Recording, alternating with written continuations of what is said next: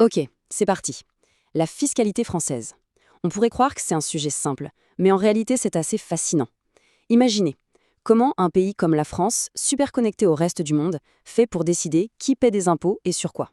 La réponse, eh bien, elle est un peu schizophrène fiscalement parlant.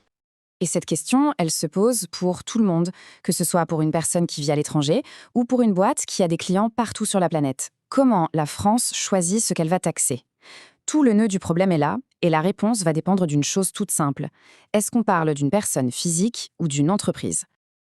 Et voilà, on a là la clé de tout le système fiscal français. C'est vraiment deux mondes à part. D'un côté, pour les gens, pour les particuliers, on parle d'impôt sur le revenu et tout est basé sur la résidence. En gros, c'est une question de là où on vit. De l'autre côté, pour les boîtes, les sociétés, c'est l'impôt sur les sociétés. Et là, c'est le territoire qui compte. Où est-ce que l'argent est gagné? Ce sont deux logiques qui n'ont presque rien à voir l'une avec l'autre. Allez, on va commencer par le premier cas, les particuliers. Et pour comprendre comment ça marche pour eux, il y a une expression qu'il faut absolument connaître, le domicile fiscal. Le domicile fiscal, attention, ce n'est pas juste l'adresse sur la carte d'identité. Non, c'est bien plus que ça. C'est un concept juridique, c'est le lien qui fait que, hop, on est rattaché au système fiscal français. C'est en quelque sorte sa maison fiscale. Mais alors, la question c'est, comment le fisc français sait si cette maison se trouve en France? Pour ça, la loi est très claire, c'est l'article 4B du Code général des impôts. Il y a 4 critères, 4 tests si on veut. Le foyer, là où la famille vit, le lieu de séjour principal, on va y revenir, l'activité professionnelle principale, et enfin, le centre des intérêts économiques. Le truc vraiment crucial à comprendre, et c'est ce qui est surprenant, c'est qu'il n'y a pas besoin de cocher toutes les cases. Non, non, un seul de ces 4 critères suffit. Un seul, et on est considéré comme résident fiscal en France. Et parmi ces critères, il y en a un qui est super connu, c'est un peu la règle d'or, la fameuse règle des 183 jours. C'est simple, c'est mathématique. Si une personne passe plus de la moitié de l'année, donc plus de 183 jours en France, eh bien pour le fisc, l'affaire est entendue, elle est résidente fiscale. Bon, ok, on a compris comment on devient résident fiscal. Mais concrètement, qu'est-ce que ça change? Pour le portefeuille, ça change quoi? Parce que oui, les conséquences sont énormes. Et là, on touche au cœur du sujet. Si on est domicilié en France, on bascule dans ce qu'on appelle une obligation fiscale illimitée. Ça sonne un peu radical, et ça l'est.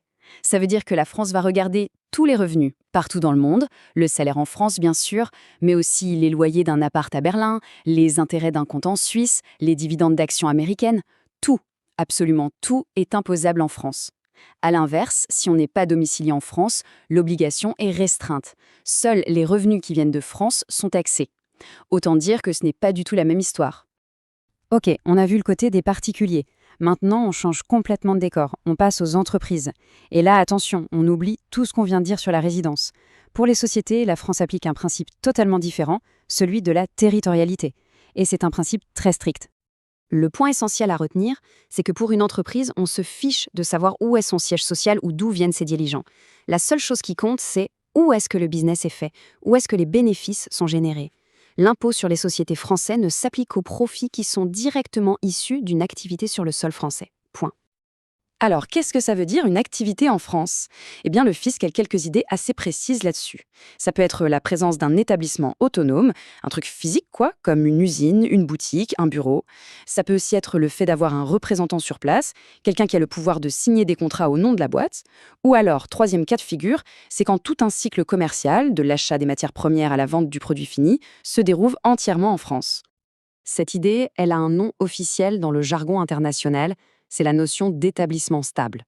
C'est le concept qui est utilisé dans la quasi-totalité des conventions fiscales entre les pays, un standard défini par l'OCDE.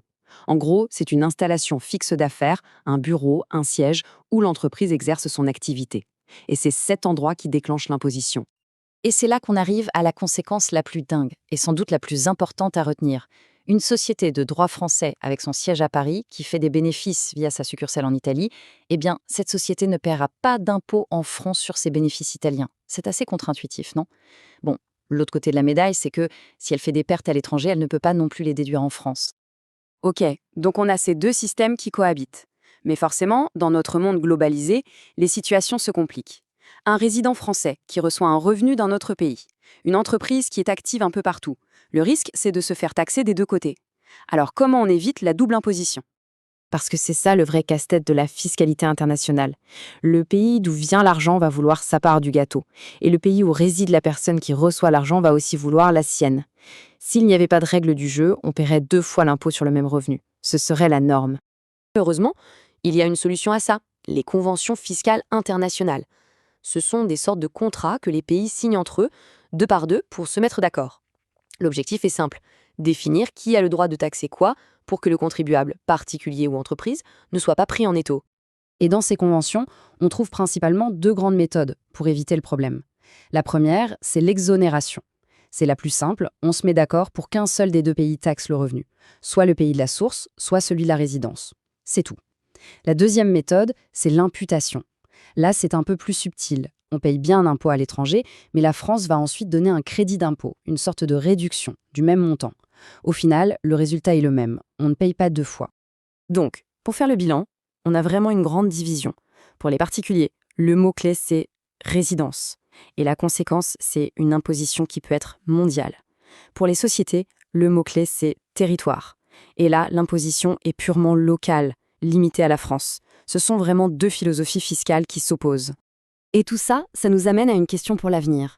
Dans notre monde actuel, avec les nomades numériques, les entreprises qui sont partout et nulle part à la fois grâce à Internet, est-ce que cette ligne de démarcation bien nette entre résidence et territoire a encore vraiment un sens? Est-ce que ce système à 2 vitesses peut tenir le coup? C'est sans doute l'un des plus grands défis pour la fiscalité de demain.